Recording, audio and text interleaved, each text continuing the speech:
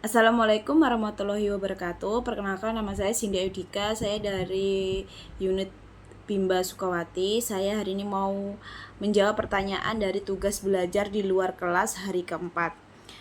Yang pertama, pengamatan terhadap motivator.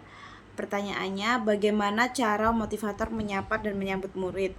Pastinya motivator harus penuh semangat dan ceria.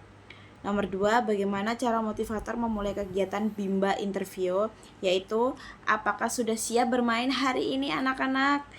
Dan jangan lupa kita juga harus mengajak berdialog, bernyanyi, dan berdoa.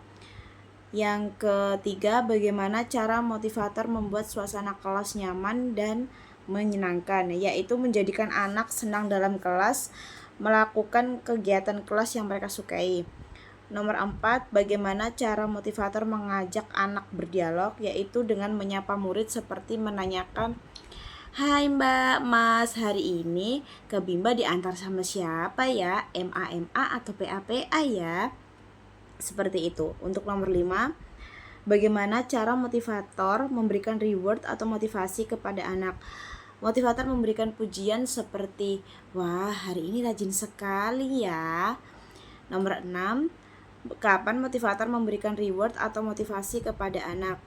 Motivator memberikan reward saat kegiatan inti sudah terlaksana dengan baik.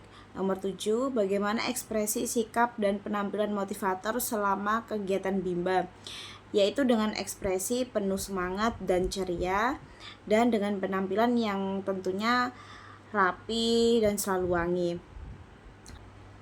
Untuk nomor 8, apa yang dilakukan oleh motivator agar murid tidak merasa bosan, yaitu dengan memvariasikan kegiatan dengan kemauan anak. Terus yang nomor 9, apakah motivator mengarahkan dan membimbing murid melakukan kegiatan bermain baca-bacaan secara berbarengan?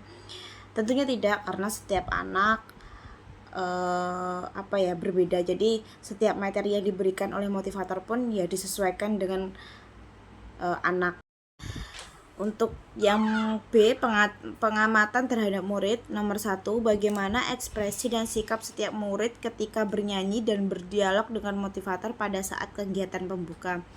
Tentunya ya beragam ya, karena ada yang beberapa anak yang baru malu-malu gitu, dan ada juga yang terlihat akrab dengan motivator gitu. Untuk nomor 2, apakah ada murid yang terlihat murung, tidak ceria, dan tidak bersemangat selama kegiatan Bimba? Semua murid selalu ceria dan semangat pastinya. Dan nomor 3, bagaimana ekspresi dan sikap setiap murid ketika bermain baca-bacaan dan bermain modul dengan motivator pada saat kegiatan inti? Semua anak memiliki antusias yang tinggi. Nomor 4, apakah semua murid mau dan senang melakukan kegiatan yang diberikan oleh motivator? Pastinya selalu senang apapun atau kegiatan yang selalu diberikan motivator. Nomor 5, apakah ada murid yang merasa kesulitan atau tidak mampu ketika melakukan kegiatan yang diberikan oleh motivator? Selama saya magang itu tentunya pasti ada ya. Sebagai motivator kita pun harus selalu siap membantu murid sehingga mampu begitu. Terus nomor 6, jelaskan karakter masing-masing murid yang telah diamati. Semua murid itu memiliki karakter yang berbeda-beda, dan yang pertama kali lihat motivator tuh ada yang langsung akrab, dan mungkin juga ada beberapa yang malu, terus ada juga yang aktif bercerita. Untuk poin C, pengamatan terhadap suasana kelas. Untuk nomor 1, jelaskan bagaimana suasana kelas yang diciptakan oleh motivator dan dirasakan oleh motivator magang ketika observasi. Yang saya rasakan kelas itu selalu happy dan ceria. Untuk nomor 2, apakah ada pemaksaan atau kekerasan yang dialami oleh murid? Jika ada, dilakukan oleh siapa dan bagaimana bentuk pemaksaan atau kekerasan yang terjadi? Selama saya magang itu tidak ada kekerasan ya, alhamdulillahnya, yang terjadi gitu di Bimba. Semua sangat senang pastinya, dan ada beberapa juga anak-anak yang selalu bilang, ayo kita bermain lagi Bu gitu.